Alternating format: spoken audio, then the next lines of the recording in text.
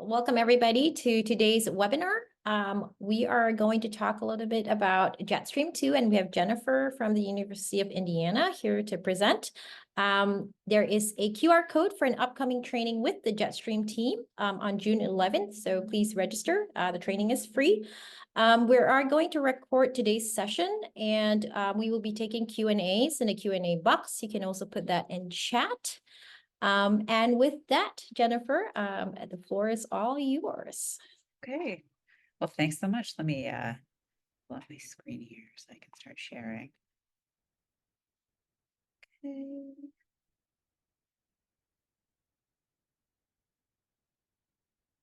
Okay.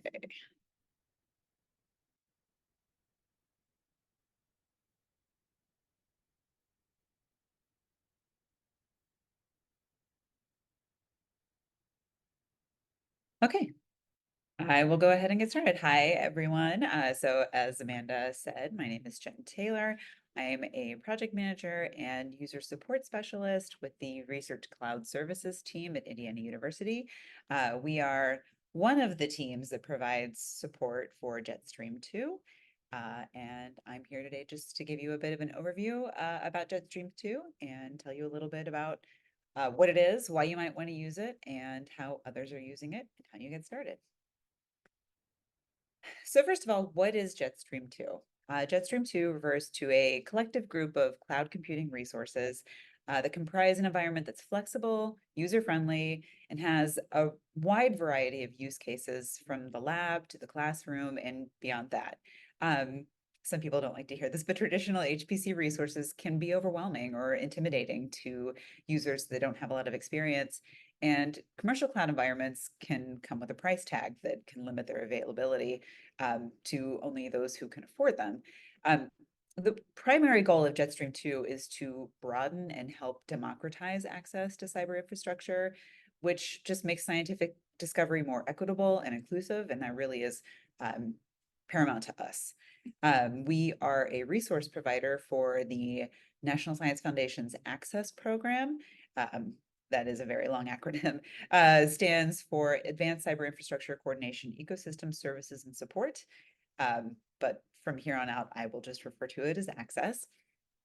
And because of our support from the Access program, Jetstream 2 resources are available to any US-based researcher or educator, including graduate students at no cost. So a little bit about us and our partners.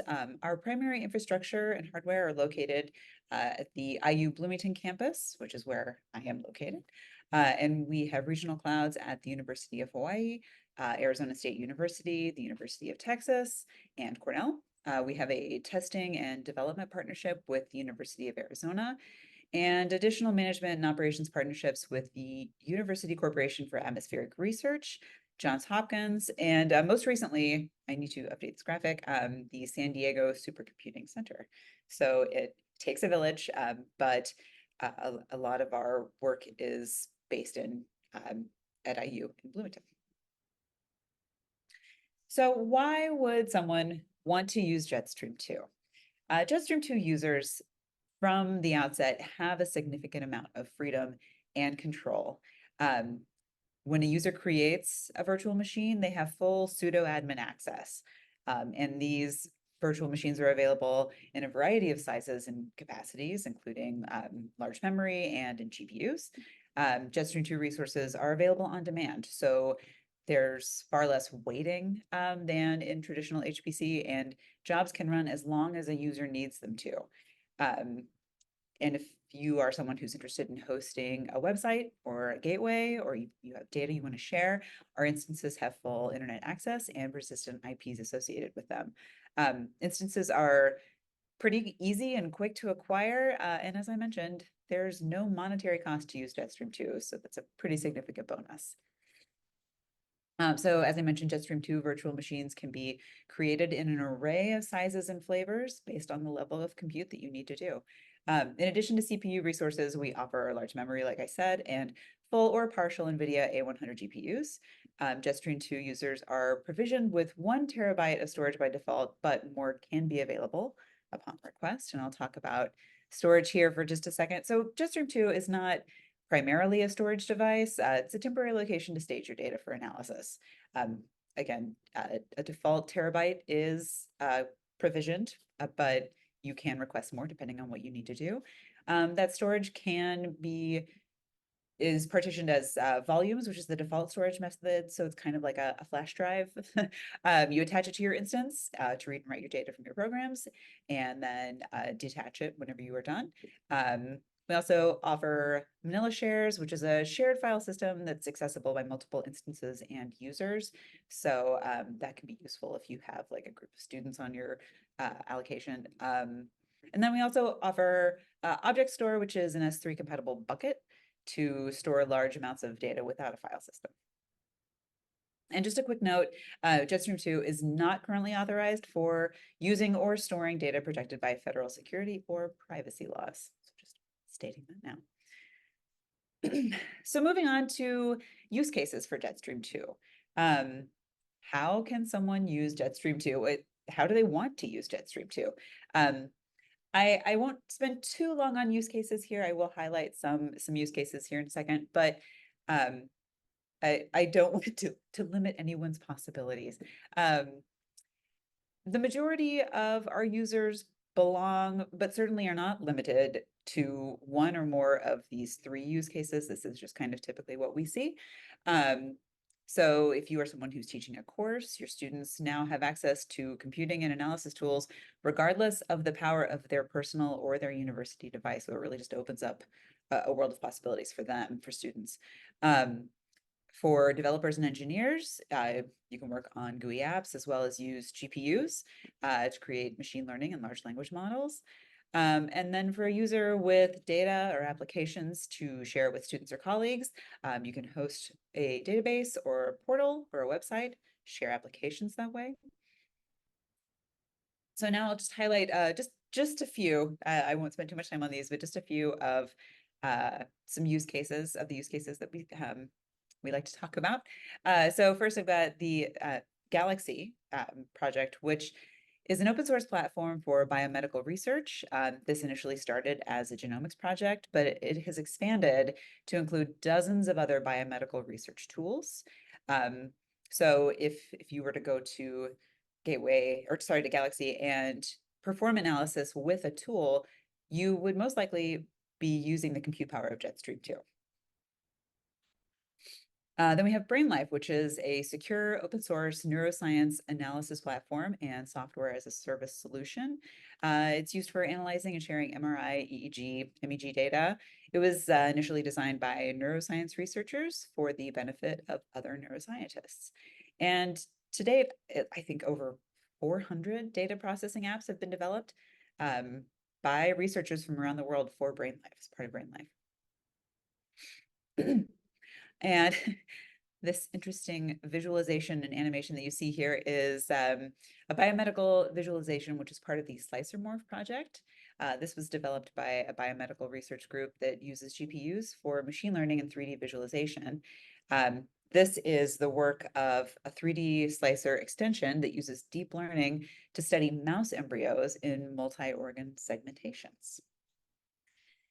And finally, the last example I'll share is the Unidata program. So Unidata is an NSF program that's part of the University Corporation for Atmospheric Research. They conduct constant 24/7 collection and processing of geoscience data, satellite data, weather data, climate data. So it's always collecting, always processing, always on. So they have been a longtime Jetstream 2 user as well. So these are just a few of the examples. The possibilities of Jetstream 2 are not endless, but they are really broad. And we always like to hear use cases and interesting things that our users are doing. We'd like to know how our users are working with Jetstream 2. So now I'm going to start my overview of using Jetstream 2 and what that consists of and what that's like and the process for that. So with Jetstream 2, there are 3 user interfaces. Exosphere is our primary interface. This one is the most user-friendly. It is just a very intuitive interface, and the majority of our getting started documentation is based on using Exosphere. There's also Horizon, which is for advanced users. It has more tools, and this is also the default OpenStack dashboard. OpenStack is the cloud computing infrastructure that Jetstream 2 is built on. A little more advanced, but also somewhat intuitive. Get used to it. And then there's also Cacao, which is for more advanced users. It's still kind of in active development. And it's also useful for building clusters. So that is what Cacao often is used for. In these interfaces, the basic functionalities are what you might expect. You can create your instances, you could shelve them, you can delete them. So general instance management. You can create and attach your storage volumes. And then you can access your instance via web shell or desktop if you're using Exosphere. And of course, command line interface is available for programmatic interaction. So a little bit about access and accessing Jetstream 2. So as I mentioned earlier, Jetstream 2 is a resource provider for the NSF's Access program. So all use of Jetstream 2 resources begins with access. This program was established and funded by the NSF to help researchers and educators utilize advanced computing systems and services. The way that you interact with Access is that you apply for an allocation, which is kind of like applying for a small grant. So before you can even log into Jetstream, you have to have created your Access user ID, and apply for and receive an allocation. And you must either be an authorized user. So if you're working with someone else, another PI who has applied for the allocation, they can add you as a user. So you either have to be the owner of an allocation or an authorized user. And just before I get into the details of Access, I did want to mention our Jetstream 2 trial allocation program, which we launched early this year. This just allows you to test drive Jetstream 2 and the environment before you get your own Access allocation. Trial allocations are exactly what they sound like. They're provisioned with a pretty limited capacity. This isn't meant to be a long-term solution. It's just meant to help you get a feel for the environment. Again, the capacity is pretty limited. If you decide to move on from your trial allocation, none of your data can transfer over. So it's really just getting a feel for the space. So to sign up for a trial allocation, I've got some details included here, but everything starts with registering for and receiving your Access ID. You will use that to request your allocation. You'll use that to sign in to your Jetstream 2 resources. That's first step for everything.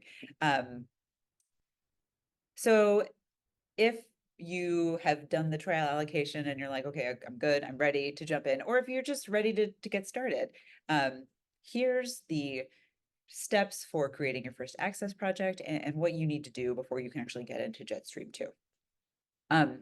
So the first thing, like I said, create your Access ID. This is necessary to request your allocation and to log into your resources.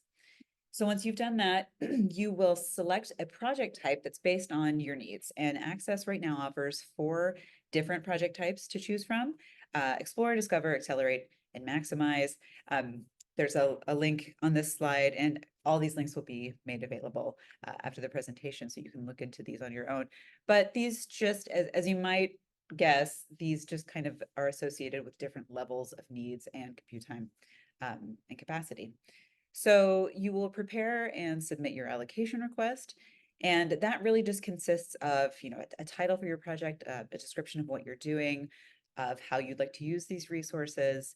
And once you submit that, the turnaround time is pretty quick.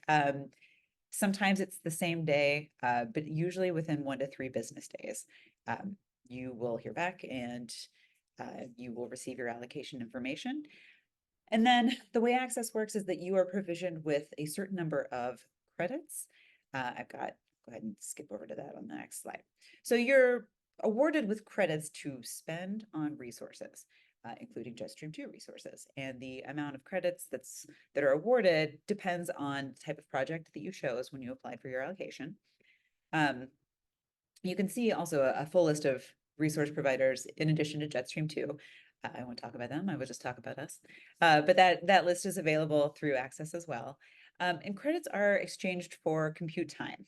or storage. So one access credit equals one service unit, which is equal to one CPU hour. And then I've got some common usage scenarios listed here. It's kind of what you might expect. And if you really want to kind of fine tune or like do the math on what your estimation might be, I've got a link to our usage estimation calculator. So feel free to check that out if you really aren't sure what you might need. A little bit more about applying for an allocation. So access allocations must be requested by the PI of the project, and the PI can be any educator or researcher at a US-based academic, nonprofit, research, or educational institution. Grad students can also apply. They can apply for Explore projects with a letter of collaboration from a PI. Allocations need to be renewed annually, so sometimes we'll run into people who have forgotten to renew their allocations, but there are emails sent out by Access reminding you that your the end of your project term is nigh, so you will either need to reapply or renew. And at any time in the process, you can upgrade your project type by applying for the next level allocation tier. And that just kind of depends on how things are going for you. If you decide that you really are going to need more credits, more compute time, then you can submit a ticket to Access and they'll take care of that. And let's see here, managing users. So this is very important when you are working with other people. If you are the PI of a project and of an allocation, you can add others to your allocation. Anyone with an access ID can be added to a project. Getting an access ID is free and easy, which is great for students. I mean, you could do it right now if you don't have one already. There are different levels of roles. There's standard user. Again, that's probably what you would want to provision students with, or an allocation manager. So that could be like a TA that if you don't want to have to add other people or manage the credits for your allocation, you can designate an allocation manager. And users have to be added to resources as well as to an allocation. And this is done via the Access Allocations dashboard. There's a users and roles tab. It's all pretty intuitive. And users can be added or removed at any time. So recently we launched a getting started guide, which is just an asynchronous step-by-step tutorial on getting started with Jetstream 2. So if and when you're ready to give Jetstream 2 a try, remember that you will first need to create your Access account. After you've done that, you will need to decide if you just want to test drive Jetstream 2, in which case you'd need to take the trial allocation approach. If you're ready to apply for your own Access allocation, you will need to go through that process that I mentioned earlier. But once you've got an allocation, either trial or your own, I would highly encourage you to follow along with this. It also it offers step-by-step instructions for logging into Jetstream 2, creating and accessing your instance, details on creating and attaching volumes for storage, and accessing the Jetstream 2 software collection, which features a variety of tools, MATLAB, RStudio, Anaconda, and also talks about best practices for managing your instances. Here. And then I've got a link, several links to different resources. We've got the Access user registration, the allocations portal, a link to opening a ticket with Access support, a link to our getting started guide, a link to Exosphere, which is again the primary user interface, a link to our website, and a link to our user documentation, which is kind of a living series of documents that we are always kind of updating and making sure that we can offer our users with the most up-to-date information. And I also wanted to briefly mention before I get into the Q&A, some upcoming events. So if you are planning to attend any of these events, you may see us. And as Amanda mentioned in the beginning, on June 11th, we will be having a more in-depth getting started tutorial. So we'll actually go through all of those steps for creating your instance and launching VMs, creating volumes and attaching those. So that will be done step by step in the workshop on June 11th. We will actually add participants of that workshop to a training allocation so that they will actually be able to log into Jetstream and really go through these in real time. So that will be a very useful workshop. But we are also doing variations on this at the Rocky Mountain Advanced Computing Consortium event in a week, which is very soon. We will also be at the Minority Serving Cyber Infrastructure Consortium annual meeting at the end of the month. And then if anyone is attending PERC, we will be at PERC in July. And I got done a lot faster than I figured I would. So I am already at my question slide.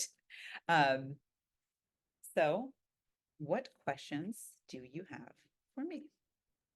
Great. Thanks so much, Jennifer. I think there is a question in the Q&A. Is it possible to set up alerts when the resource consumption reaches a certain threshold? Yes, that is something that Access does. There are, yes. So, and I'm sorry, I'm not entirely sure what that looks like. I have my colleague Lamai here. Lamai, do you know what that looks like for the users? I have never experienced it myself, but I know that those sort of alerts or emails. I have not experienced this, but Access will send some notifications about your usage if you are getting close to using up the credits and now your allocation, for example. And then from within Jetstream 2, if you are launching your instance of Exosphere, for example, you can take a look at the resource utilization. Yeah. So there are some burn rate charts there that you can view that way. And then if you interact with it through command line, of course, there's some OpenStack munging that you can do in order to get some of those details. That is basically what's being done on Exosphere. Great, I think thanks. a lot of people use the Exosphere. It's like a little bar, like a usage bar. Great. And we have one question. You don't have to answer this if you do not want to.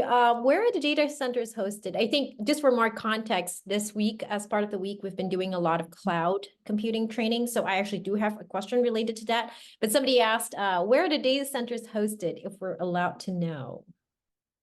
Yeah. So there's no reason. I guess there's no reason we can't talk Yeah. about this, right? Yeah, Yeah. throw up the Yeah, let me map find we that had slide. earlier again. Yeah. So the primary cloud is in the I use data center here in Bloomington, Indiana, and then we have 4 regional sites from that slide that Jen Yeah, had sorry, I'm earlier. gonna share my screen. Yeah, at TAC, Here we go. Hawaii.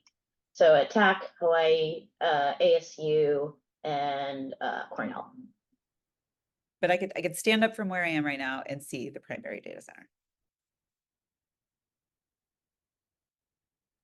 Great, thanks. And then we have one more question, which is, what security controls are we responsible for, and what is Jetstream responsible for? I think this is coming from the context of like the cloud providers, for example, they have kind of a governance, they're responsible for certain aspects of it. So can you speak to what Jetstream is responsible for and what you expect the users to know in order to use the system securely?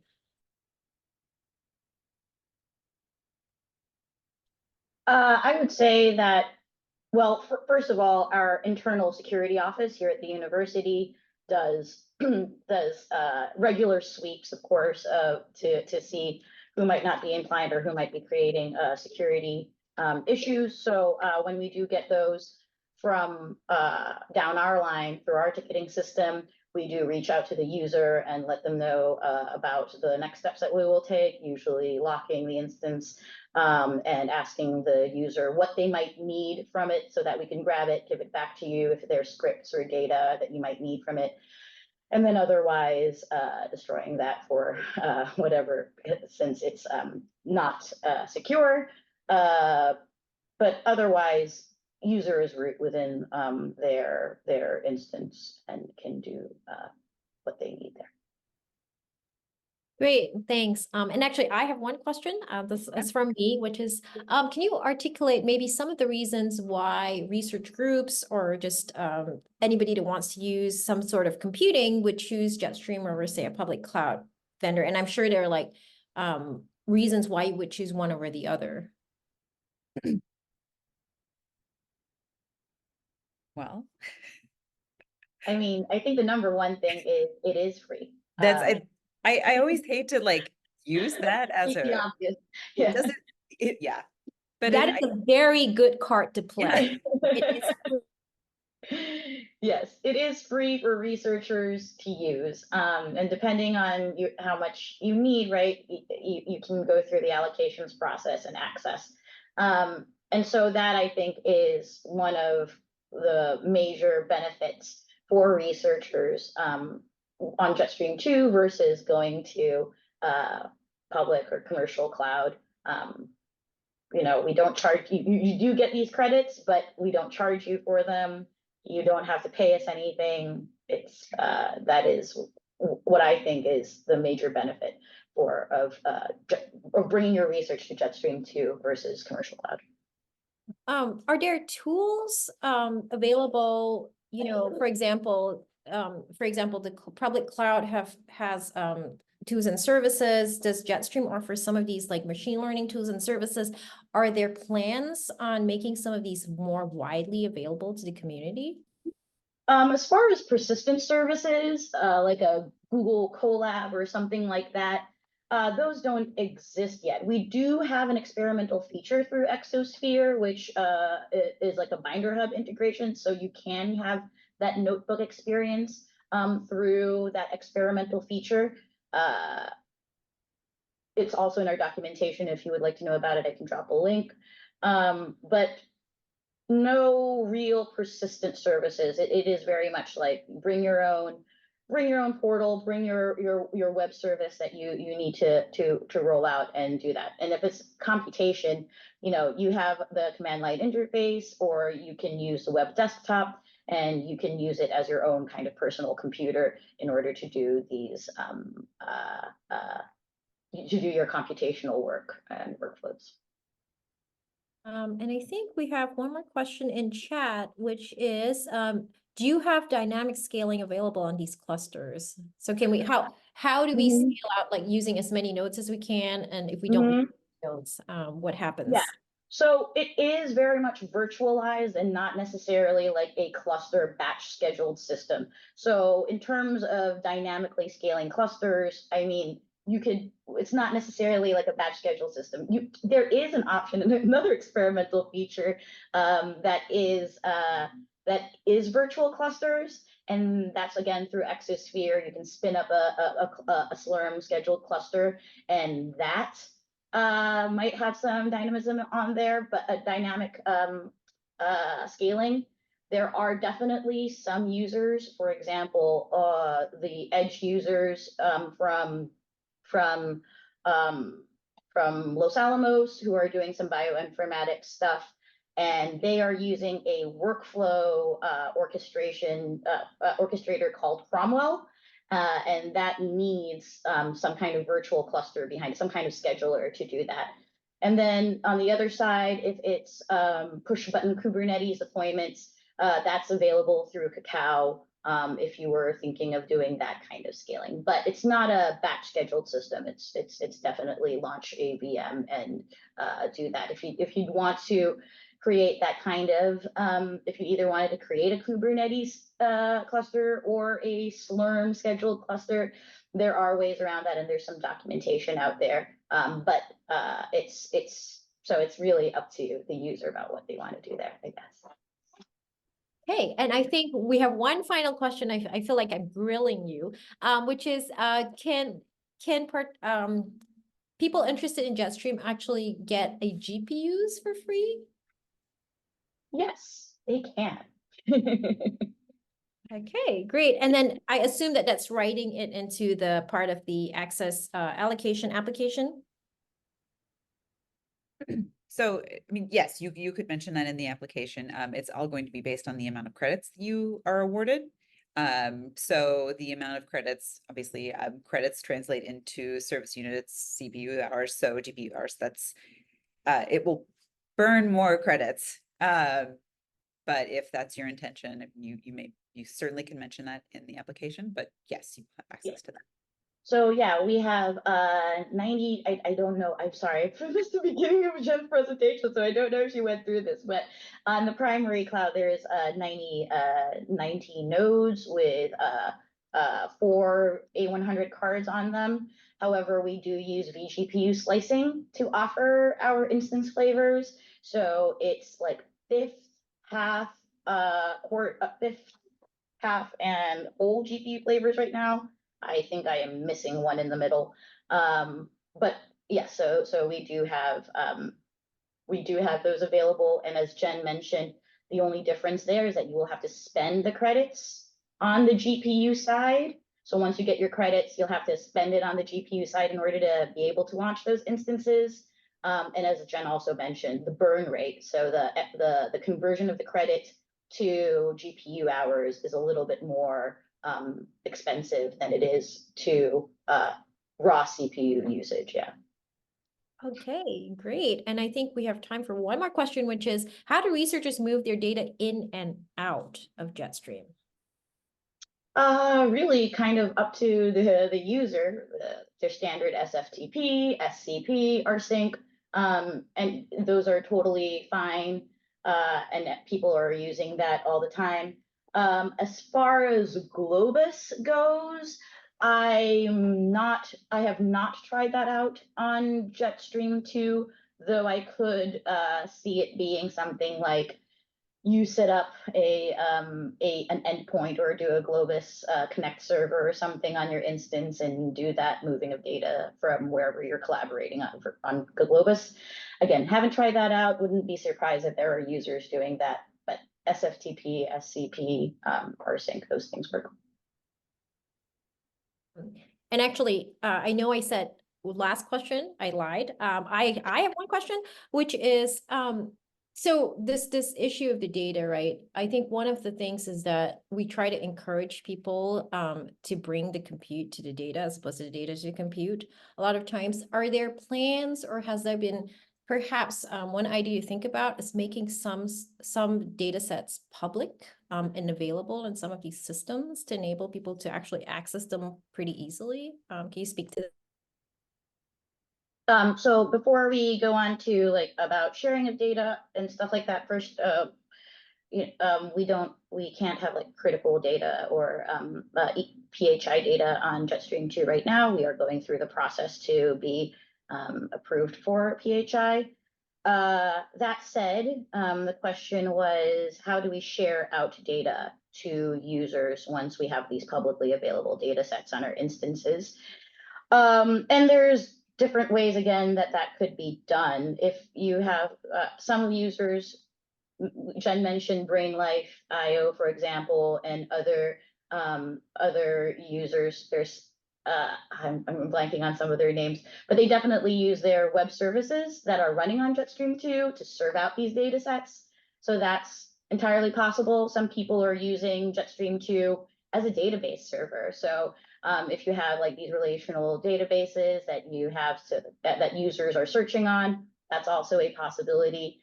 So it's definitely one of the use cases is people are serving out their data sets to collaborators and researchers through Jetstream 2. Great. I think that was all the questions we had from both the chat and the Q&A. Again, the Jetstream team will be running a workshop on June 11. This is a good time to get those access ID allocations and just test out Jetstream. It is free. You get GPUs for free as well.